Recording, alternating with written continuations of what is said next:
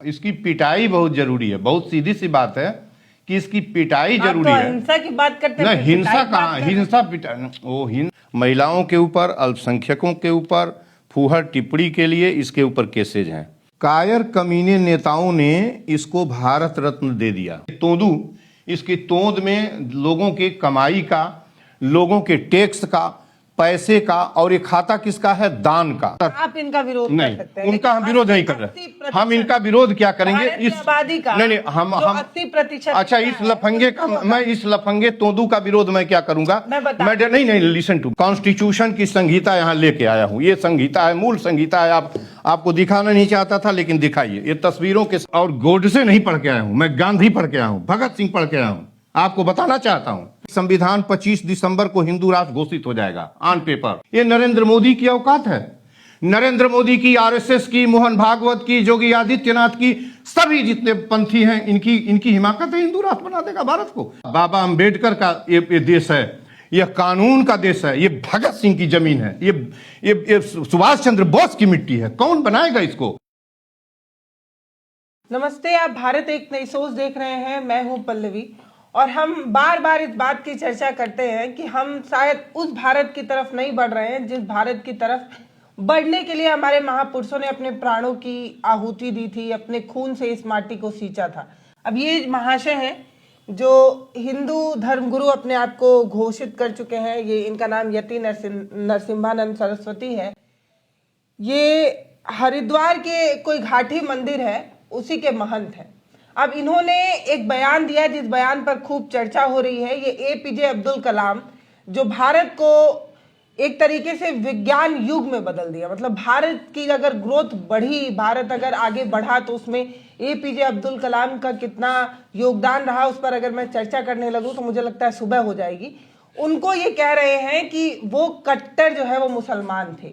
यहां तक कि उन्होंने ये तक कह डाला कि जो नपुंसक हमारे देश के नेता रहे, उन्होंने उन्हें जो है इस तरीके से सम्मानित किया, इतना सम्मान दे दिया, भारत रत्न वगैरह दे दिया, वो उस काबिल नहीं थे। तो एपीजे अब्दुल कलाम पर कमेंट ये कर रहे हैं क्योंकि ये हिंदू महंत है। अब क्योंकि हमारा देश हिंदू राष्ट्र की तरफ आगे बढ़ ही रहा है, अब सभी को हिंदू राष्ट्र ही चाहिए, उसके सबसे महत्वपूर्ण योद्धा आप इन्हें मान सकते हैं। इन्हें एपीजे अब्दुल कलाम से इसलिए आपत्ति है क्योंकि वो मुसलमान थे।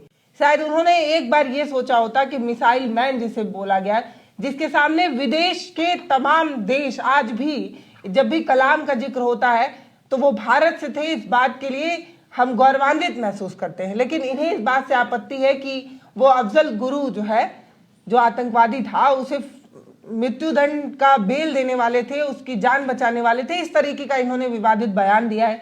क्या कुछ कहा है, इस पूरे मुद्दे पर चर्चा करेंगे, और इस बात पर भी चर्चा करेंगे कि जब इस तरीके की चर्चाएं अब सड़कों पर होने लगी हैं, जब हम लोग अपने देश के जो हीरा है ना, या जो कोहिनूर है, उनको जब हम जलील करने लगे सड़कों पर आकर, तो हम किस तरफ बढ़ चले। हमारे साथ पूर्वांचल गांधी संपूर्णानंद मल जी हैं। अब इस बात की भी चर्चा होने लगी है, जो हमारे देश के कोहिनूर रत्न हैं, उन पर लोग कमेंट कर रहे हैं, कह रहे हैं कि कट्टर मुसलमान थे। अफजल गुरु क्योंकि मुसलमान था इसलिए बड़ी संवेदना रही। अफजल गुरु को तो माफी उफी देने वाले थे, फांसी वसी से बचाने वाले थे, और अब एपीजे अब्दुल कलाम जैसा कट्टर मुसलमान तो कोई था ही नहीं। इस पर क्या कहेंगे? वेलकम पहले, और शुक्रिया पल्लवी और विजेंद्र का। भारत एक नई सोच के एडिटर हैं आप दोनों लोग, और इस पर मुझे क्या मैं कहूँ, 145 करोड़ की आबादी है पल्लवी जी, और शायद इस तरह का मुझे लगता है कि गैर जिम्मेदाराना और गंदा जो फूहड़ उसने एपीजे अब्दुल कलाम को बोला है, इस हिंदुस्तान में कोई नहीं बोला होगा। यति नरसिम्हानंद सरस्वती अपनी उपाधि ये स्वतः धारण करता है। कितना बड़ा सरस्वती इसके ऊपर है, इसकी वाणी से समझ में आता है। थोड़ा सा इसके ऊपर बता दें कि ये डासना टेम्पल एक है, देवी टेम्पल है गाजियाबाद में, उसका जो है प्रिंसिपल प्रीस्ट है। और ये जितनी भी बातें करता है, जब भी कुछ करेगा तो वो भड़काऊ होता है, इन्फ्लेमेटरी होता है और डेरोगेटरी होता है। डेरोगेशन उसमें होता ही होता है, उसमें कुछ इनको तो सार्वजनिक जगहों पे बोलने पर पाबंदी लगा चुका गया है कोर्ट की तरफ से। अपमानजनक तरीके से नहीं, उस पर भी मैं बताता हूं आपको कि अपमानजनक के दो शब्द इसका होता ही होता है। और एक मैं किसी वीडियो में पढ़ रहा था, डीप में तो मैं नहीं गया, कि अर्ली इसका जो कनेक्शन है वह समाजवादी पार्टी के नेताओं से अर्ली स्टेज का कनेक्शन। और अब अभी यह देखा है कि इसकी जो पिछवाड़े पर 2-4 रोल बच जाएगा तो उसको शिफ्ट करके इधर आया हुआ है।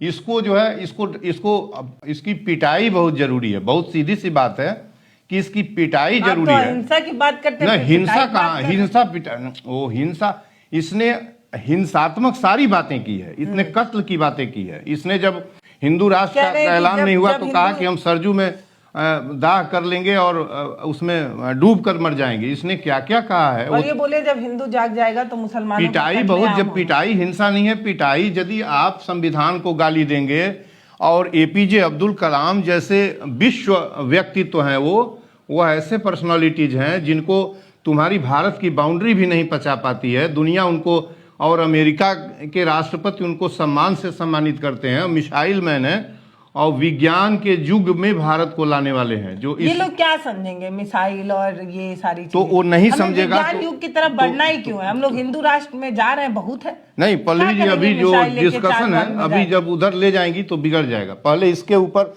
इसका पहले बाजा बजा लें इस डिबेट में कि फिर आदमी होगा तो फिर बोलेगा नहीं तो मैं तो चिट्ठी लिखूंगा ही प्रेसिडेंट को, जो मन हो वो करें।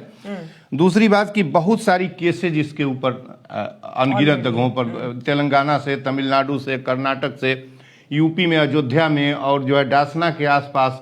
अभी जब परसों ये जा रहा था उधर बढ़ने की कोशिश पीएमओ की तरफ कर रहा था तो इसको वहाँ के पुलिस वाले इसको सम्मान दिए हैं। यद्यप सम्मान का पात्र नहीं है।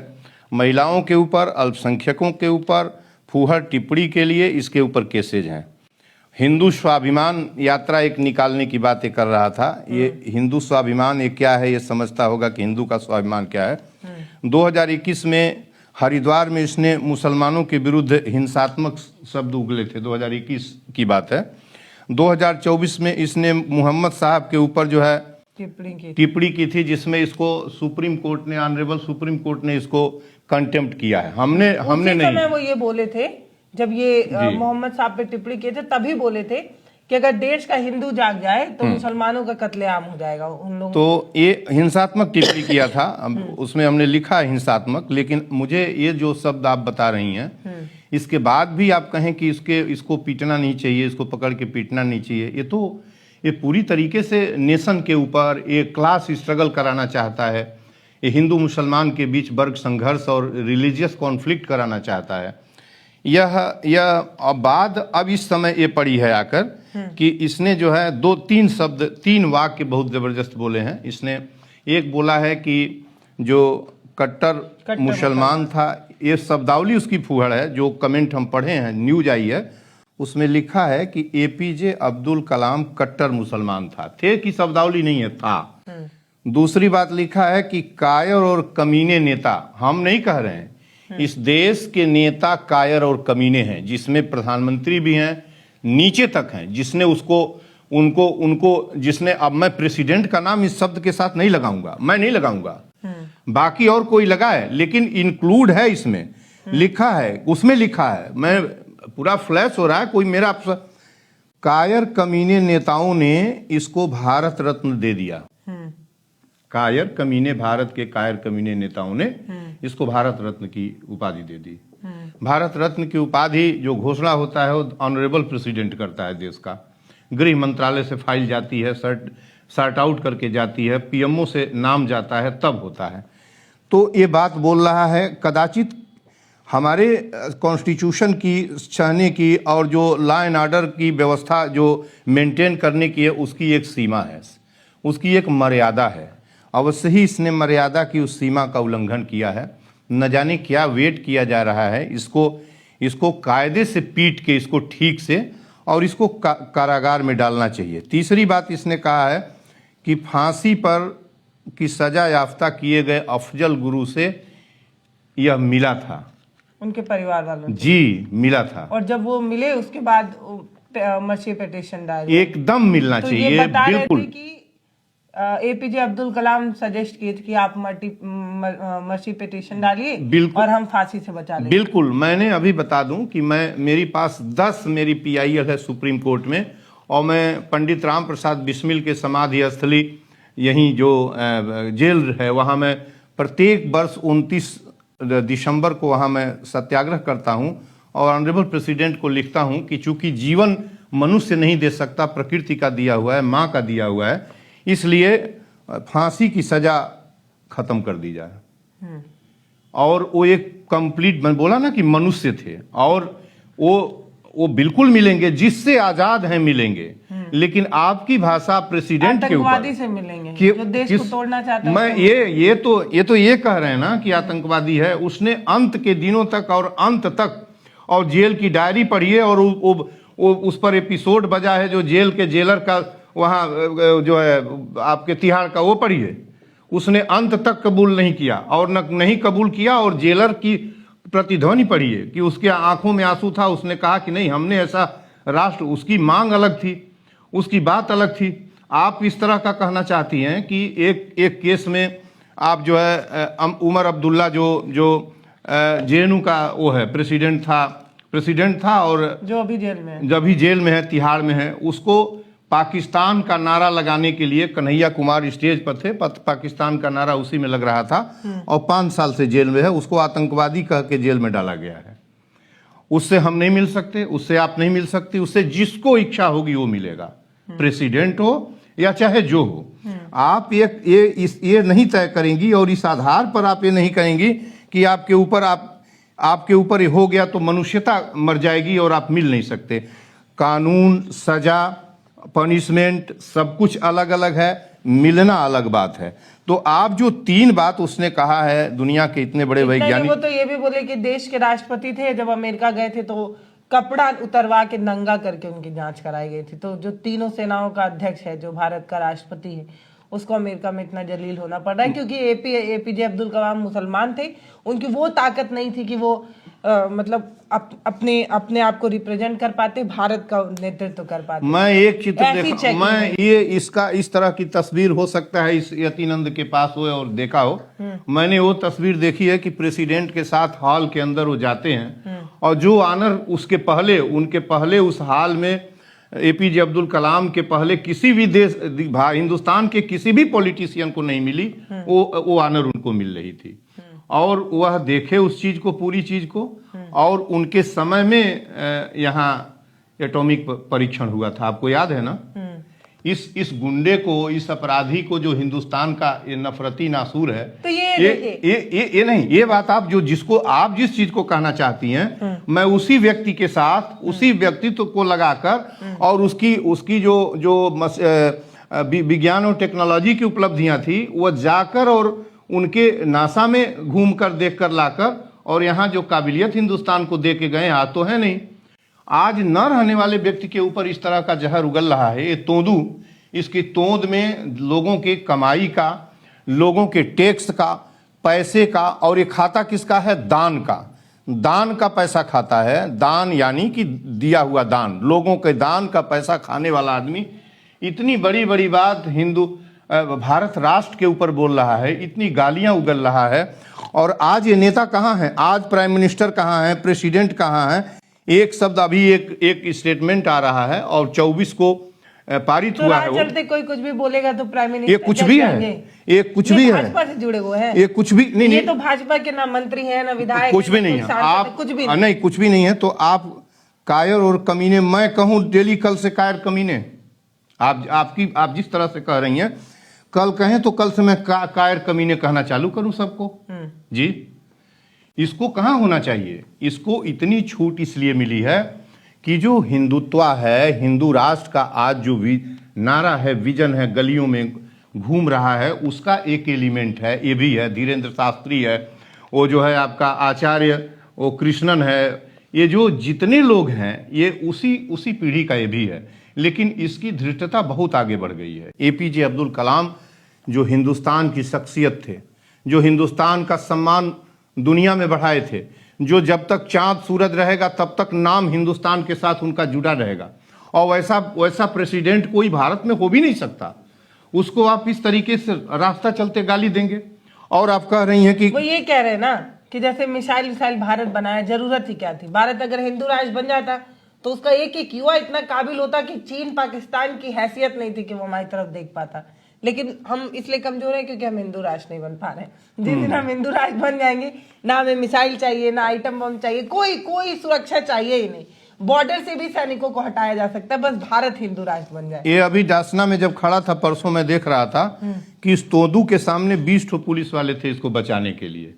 इसका हिंदू राष्ट्र, इसका भगवान, इसका पाखंड, इसका अंधविश्वास, ये अपने प्राइम मिनिस्टर से, अपने प्रेसिडेंट से, अपने मुख्यमंत्री से कहे कि ये हिंदू राष्ट्र बन गया। आपके पीछे 1,000 की फौज जो जेड श्रेणी, वाई श्रेणी, पहाड़ी सुरक्षा लेके चल रहे हैं, इसकी जरूरत क्या है? सही बात। आपको क्या जरूरत है इसकी? सीमा तो छोड़ दीजिए, सीमा की बात हम बात छोड़ते हैं। देखिए पल्लवी जी, गलत सब तो कुछ। आप ये कहना चाह रहे हैं कि इतना भारत को हिंदू राष्ट्र बनाने के लिए जो इतना मेहनत कर रहा है, उसको पुलिस सुरक्षा दे रही है?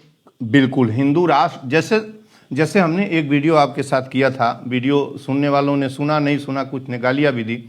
जैसे धीरेन्द्र शास्त्री है, वह एक यात्रा निकाला था, वह हिंदू राष्ट्र और हिंदू एकता को स्ट्रेंथन करने का था, ठीक। उसको वाई श्रेणी सुरक्षा नरेंद्र मोदी ने दी है 2 साल पहले।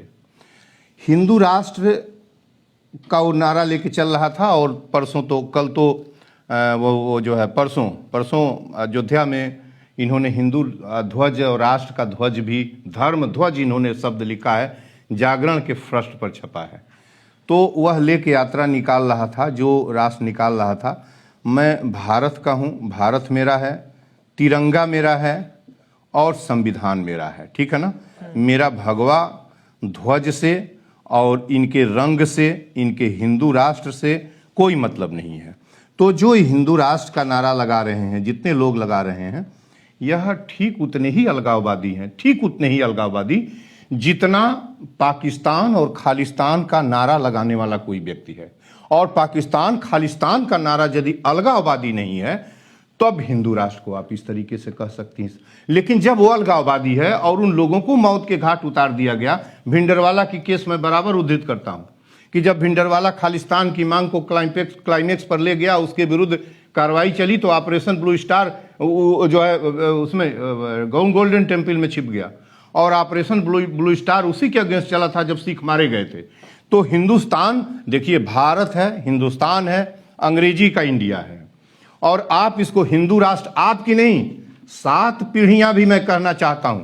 अयोध्या में परसों जो कुछ हुआ है, उस पर मैंने प्रेसिडेंट को खत लिखा है और ऑनरेबल सुप्रीम कोर्ट को खत लिखा, अभी लिख के आया हूं। वो 7-8 पन्ने का है, मैंने विजेंद्र जी के उस पर भेजा भी है कि उसको पढ़ें, और वो जाएगा खत। आप अयोध्या का राष्ट्रवाद निकालेंगे? ये राष्ट्र हिंदू राष्ट्र कभी रहा है? आज़ादी हमने जब ली तो भारत के नाम से ली। लड़ने वाले भगत सिंह, सुखदेव, राजगुरु, बिस्मिल, अशफाक, रोशन, राजेंद्र लाहिड़ी, चंद्रशेखर आजाद, उधम सिंह, मदन लाल ढींगरा, गांधी, नेहरू, पटेल, और जो है न जाने कितनी आगे के लोग थे, सुभाष चंद्र बोस थे। सुभाष चंद्र बोस तो जय हिंद, आज मैंने सुना हूं कि जय हिंद, जो अब आप जय हिंद का नारा नहीं लगाएंगे। सुभाष चंद्र बोस की आत्मा जय हिंद के नारे के साथ बाहर आती थी। भगत सिंह हिंदुस्तान के बिना जी नहीं सकते थे, उस आवाज के बिना हिंदुस्तान, ये चारे उन्होंने बनाया था बाकायदा। कौन नफरती हिंदुस्तान को, भारत को हिंदू राष्ट्र में बदल सकता है? और ये अयोध्या के अंदर भगवा नहीं फहराया गया है, वो फहराया नहीं गया है। वो इस देश के गरीबों का, मेहनतकश लोगों की कमाई का, टैक्स पेयर के पैसे की होली खेली गई है, और शिक्षा, चिकित्सा को जमीन में इन्होंने दफन किया है। जब हिंदू राष्ट्र की बात होती है, किसी मंदिर को बनाने की बात होती है, कुछ लोगों को अस्पताल याद आने लगता है, विश्वविद्यालय याद आने लगता है, सारी परेशानी। इसलिए कि मैं उसी विश्वविद्यालय से निकला हूं। मैं किसी हिंदू राष्ट्र नहीं, आप गलत है ना। आपका कमेंट देखिए, नहीं, वो कमेंट पढ़ रही नहीं, मैं नो नहीं, आप जब अस्पताल, जब इन लोगों को अस्पताल तब याद आता है जब राम मंदिर, नहीं, मुझे आज से नहीं याद आ रहा है। आप गलत, जब अयोध्या मंदिर बना तो अस्पताल, आप एकदम गलत, एकदम गलत। वृंदावन में बनने वाला है तब इन्हें अस्पताल कॉलेज याद आ रहा है। एक तो कहीं कुछ बनेगा नहीं, किसी की औकात नहीं है। जब तक इन रगों में खून है और हमारी नजरों में रोशनी है, कौन हिंदुस्तान को भारत को हिंदू राष्ट्र बना देगा? आप डिबेट को डाइवर्ट मत करिए, मुझे सुनिए। अस्पताल, लिसन टू मी। और स्कूल नहीं बन रहे हैं, लिसन टू मी, मंदिर बन जा रहे हैं, क्या दिक्कत? लिसन टू मी, बता दूं, अस्पताल स्कूल की बात बता दूं। एनईपी 20 डिबेट हमसे अलग से करिए। एनईपी 2020 आपको नहीं पता होगा, जो 2020 में एजुकेशन, इसमें सेल्फ फाइनेंसिंग और प्राइवेट एजुकेशन का नेचर हुआ है। सारे विश्वविद्यालय अब प्राइवेट में खोल रही हैं, कौन पढ़ेगा? 80 करोड़ लोग जो है 5 किलो अनाज में दुनिया तलाश रहे हैं, 22 करोड़ कुपोषित हैं, 100 करोड़ लोगों के पास पता ही नहीं है, यूनिवर्सिटी शब्द ही नहीं जानते।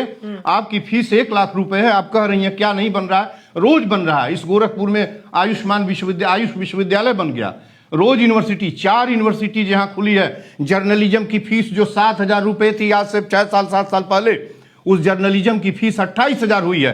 पीएचडी 42,000 में की जाती थी, एक सेमेस्टर की पीएचडी 25,000 में, नॉन टेक्निकल जो नॉन साइंस का सब्जेक्ट है उसमें की जा रही है, साइंस में 40,000 की जा रही है। आप डिबेट को इधर उधर मत ले जाइए। इस देश को नरेंद्र मोदी ने अकेले तहस नहस करके 11 वर्षों में रख दिया है, कुछ भी नहीं छोड़ा है। शिक्षा, और कह रही हैं कि जब बात होती है हिंदू राष्ट्र पर तो शिक्षा नहीं, आपको हम एक लाइन में और जवाब दे दें, गलत आप जा रही हैं। मैं देखिए, मैं 1975, आप इनका विरोध नहीं, कर सकते हैं, उनका हम विरोध नहीं कर रहे। हम इनका विरोध क्या करेंगे? इस आबादी का नहीं, हम 80%। अच्छा, इस लफंगे का, मैं इस लफंगे तोंदू का विरोध मैं क्या करूंगा? मैं नहीं, लिसन टू मी, मैं दिल्ली यूनिवर्सिटी से पीएचडी करके आया हूं, कॉन्स्टिट्यूशन की संहिता यहां लेके आया हूं। ये संहिता है, मूल संहिता है। आपको दिखाना नहीं चाहता था, लेकिन दिखाइए, ये तस्वीरों के साथ मूल संहिता यहां लेके आया हूं। इस तोंदू नफरती का मैं विरोध नहीं कर रहा हूं। इसके ऊपर आपने पूछा है तो मैं कुछ जवाब दे रहा हूं। ये क्या, इस पर मैं बात करूं? मैं दिल्ली यूनिवर्सिटी से पीएचडी हूं, इस पर मैं कौन सी बात करूं, क्या करूं? जब मैं पढ़ाई करने गया था स्कूलों में 71-72 में, पटरी टांग के लकड़ी की ना, तब भी हिंदुस्तान ये नहीं था। विजयी विश्व तिरंगा प्यारा, झंडा ऊंचा रहे हमारा, 15 अगस्त 26 जनवरी को नहीं रहेगा।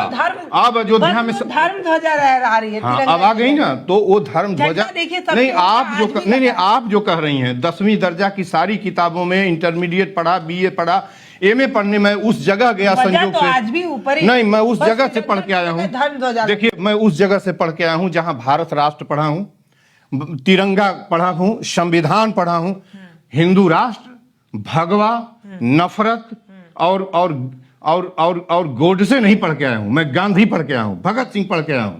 आपको बताना चाहता हूं, आप डिबेट को इधर उधर मत ले जाइए। हिंदुस्तान का पतन करने का इन लोगों ने बीड़ा उठाया है, लेकिन मैं कहने की कोशिश करता हूं कि इन लोगों की 7 पीढ़ियां आएंगी, चली जाएंगी, भारत रहेगा। आने की जरूरत ही नहीं है। हाँ, तो मोदी जी और योगी जी, हाँ, तो चले जाएंगे ना। देखिए, अब ये मुहर है, आप समझिए कि कुछ साल, बस इसको साल भी ज्यादा क्या दे रही हूँ, अगले चुनाव आते आते भारत जो है वो हिंदू राष्ट्र नहीं, आप किताबों, आप घोषित हो गया, आप गलत कर रही हैं। मैं कह रहा हूं कि कल ही घोषित हो गया, परसों ही घोषित हो गया। हाँ। जब संविधान की एक तरफ एक देश का चीफ जस्टिस शपथ ले रहा था संविधान की रक्षा का, अयोध्या के अंदर इस देश का प्राइम मिनिस्टर संविधान का कत्ल कर रहा था। मैं उस पर नहीं जाता। मैं जा ये रहा हूं कि संविधान 25 दिसंबर को हिंदू राष्ट्र घोषित हो जाएगा, ऑन पेपर नहीं, ऑन बाणी, मुंह से, व्यवहार में। लेकिन हिंदू राष्ट्र बनाने की औकात इस 145 करोड़ लोगों में किसके पास है जो हिंदू राष्ट्र बना देगा? वो संविधान की संहिता है, वो महान संहिता जो दुनिया की सबसे बेहतरीन और महफूज संहिता है। वो सुप्रीम कोर्ट की मजबूत दीवारें हैं, जब तक खड़ी हैं, किसकी हिमाकत है बना देगा हिंदू राष्ट्र? मैं जब तक जिंदा हूं, कोई नहीं, ध्वजा क्यों रोकेगा? ध्वजा हिंदू राष्ट्र नहीं है, वो उनको आजादी है, कुछ बिंदुओं पर आजादी है। उसी पर तो मैं कह रहा हूं कि इन्होंने कॉन्स्टिट्यूशन को वायलेट किया है। कॉन्स्टिट्यूशन को इसलिए वायलेट किया। अगर उस मंदिर के कोई महंत, कोई पुजारी झंडा लहरा रहे होते तो उतना विरोध ना होता, उतनी आपत्ति नहीं। देखिए, प्रधानमंत्री जो है वो मुसलमान का भी उतना ही है, हिंदू का भी उतना ही है, क्रिश्चियन देखिए, आप कह नहीं रही का भी उतना ही है। पल्लवी जी, आप कह नहीं रहे हैं। हाँ। संविधान में व्यवस्था है, उसका संवैधानिक टर्मिनोलॉजी बता दूं कि संविधान समान रूप से सभी धर्मों का समान संरक्षण करता है। इसके अंदर आप बात करने की कोशिश कर रही हैं। अवश्य ही नरेंद्र मोदी ने, इसी आधार पर मैं कहा हूं कि नरेंद्र मोदी ने अयोध्या में कॉन्स्टिट्यूशन का कत्ल किया है। धर्म के समान धार्मिक अधिकार जो नागरिकों का मौलिक अधिकार है, उसकी 25 से 28 उसकी हत्या इन्होंने की है। तो उस पर तो सवाल खड़ा होगा। उस पर मैंने ऑनरेबल चीफ जस्टिस को, सूर्यकांत जी को चिट्ठी लिखी है, और पढ़िएगा तो आपका तबीयत हरा हो जाएगा। लेकिन अभी भी जो व्यवहार में हिंदुस्तान या भारत रहेगा, जानती हैं इसको किस आधार पर मैं कह रहा हूं? जब यहाँ बौद्धिस्टों का वर्चस्व था और अशोक जैसा दुनिया का जाना माना राजा था, तब उसने बौद्ध राष्ट्र नहीं बनवा पाया इसको। जब बीच में इस्लाम आया, लगभग 700 साढ़े 500 वर्षों तक रहा, जब मुस्लिमों की सत्ता थी, तब हिंदुस्तान भारत ही था। जब पानी पर पूरा विजय करने वाले दुनिया की सबसे बड़ी ताकत ईसाई कम्युनिटी के गुलाम हम थे, तब ये भारत रह गया। ये नरेंद्र मोदी की औकात है। नरेंद्र मोदी की, आरएसएस की, मोहन भागवत की, योगी आदित्यनाथ की, सभी जितने पंथी हैं, इनकी हिमाकत है। हिंदू राष्ट्र बना देगा भारत को। भारत भगत सिंह का है, भारत गांधी का है, भारत सुखदेव का है, भारत अंबेडकर का है, भारत एपीजे अब्दुल कलाम का है, भारत 145 करोड़ लोगों का है, जिसमें हिंदू को मानने वाले हैं, ईसाई को मानने वाले हैं। ये बाबा अंबेडकर का ये देश है, यह कानून का देश है, ये भगत सिंह की जमीन है, ये सुभाष चंद्र बोस की मिट्टी है। कौन बनाएगा इसको? इन नफरतियों को फहरा लेने दीजिए जितने। और मैं अकेले बताने की कोशिश कर रहा हूं कि भारत की जमीन पर जब तक जिंदा हूं, तिरंगा रहेगा, हिंदुस्तान रहेगा, संविधान रहेगा, भारत रहेगा, और इसके अतिरिक्त कुछ नहीं रहेगा। जब संविधान को लागू किया गया था, तब ये कहा गया था कि ये किताब बेहद ही खूबसूरत है, लेकिन ये इसकी खूबसूरती जमीन पर तभी उतरेगी जब इसको लागू करने वाले लोग ईमानदार होंगे। और देश में जो संविधान को लेकर चलने वाले लोग थे, उसकी एक तस्वीर तो अयोध्या से समझ में आई गई कि हमने कितनी देश में यूनिटी ला दी है, हम कितना सबको एक साथ लेकर चलने में यकीन रखते हैं कि एक तरफ अयोध्या मंदिर की शुरुआत भी हुई, मंदिर बन भी गया, धर्म ध्वजा भी लहरा गई, और दूसरी तरफ अभी वो जमीन का वो टुकड़ा वैसे ही पड़ा हुआ है जो सुप्रीम कोर्ट के आदेश के बाद मुसलमान पक्ष को दिया गया था। तो हम एक बात समझने की कोशिश तो कर ही रहे हैं कि हम जिस तरफ चल पड़े हैं, क्या इसी तरफ चलने के लिए हमारे देश के महापुरुषों ने अपने प्राण की बाजी लगाई, अपने खून से इस मिट्टी को सींचा, आजादी दिलाई। आप एक लाइन बोलते हैं हमेशा कि जब हम लड़ाई लड़ रहे थे तो जो रानी लक्ष्मीबाई थी, उनके साथ उनका जो तोपची था, देखिए वो पल्लवी हम रिकॉल कर दें, आपने अच्छी लाइन बता दी कि ये इतनी मोहब्बत यहाँ का इतना गजब का था कि जब फर्स्ट वार ऑफ इंडिपेंडेंस जंग चालू हो गया, तो बरेली से जंग चालू हुआ, मेरठ से, और एक्चुअली चालू हुआ था वो बैरकपुर पे, उससे इन्फेंट्री से, जहां मंगल पांडे थोड़ा पहले ही स्टार्ट हो गए तो उनको फांसी दे दी गई। बरेली में बख्त खां की तलवार बाज रही थी, रातों रात वो निकला और जमुना पार करके पहुंचा दिल्ली के अंदर, जहां बहादुर शाह जफर था, जो लड़ना नहीं चाहता था। वो 83 साल का व्यक्ति था, लेकिन उसको नई नवेली उसकी पत्नी ने कहा कि बहादुर अब क्या देखते हो, हिंदुस्तान तुम्हारे में विश्वास करता है। पालम तक उसका अड्डा था, कहा जाता था, हिस्टोरियन किताबों में लिखा है कि बहादुर शाह का राज्य पालम के हवाई अड्डे तक, मैंने दिल्ली तक सीमित रह गया था। लेकिन उसने कहा कि नहीं, हिंदुस्तान तो तुम्हारे नाम से चलता है। तब उसने सुगबुगाहट हुई, उसके बच्चे को चुनवा दिया गया। बरेली में बख्त खां लड़ा, वहां उसके नाम से जंग हुई। ये लखनऊ में बेगम हजरत महल की तलवार बाज रही थी। इलाहाबाद में लियाकत अली लड़ रहा था, मौलवी लियाकत अली। फैजाबाद में मौलवी अजमुल्ला लड़ रहा था, और नाना साहब और उनके साथ जो है तांत्या के टोपे के साथ अजीमुन्ना शाह लड़ रहा था, जो ट्रीटी करने के लिए विक्टोरिया के पास लंदन गया हुआ था। कुंवर साहब वहां बरेली में लड़ रहे थे। ये किसी के बाप का जंग का है क्या हिंदुस्तान?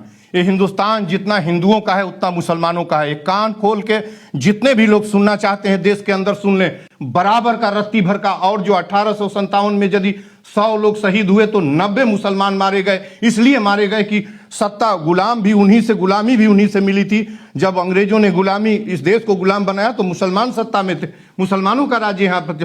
तो जब उन्होंने गुलाम बनवाया था तो लड़ाई भी उसी ढंग से की। और पूरी आज़ादी की लड़ाई 1885 जो कांग्रेस का गठन हुआ उससे लेकर 1947 तक गजब किस्म की हिंदू एकता बनी रही। और जो आरएसएस के प्रारंभिक दौर के नेता सब इसी में थे ना। हिंदू महासभा बनने के बाद जयकर जी, केलकर, जयकर, मालवीय जी सब हिंदू महासभा में थे।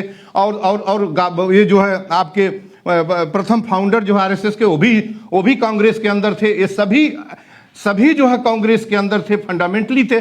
कहां इन लोगों की नजरिया कहां बदल गया, किस तरीके से कितनी नफरत कहां पाल ली, उसका जड़ अंग्रेज है।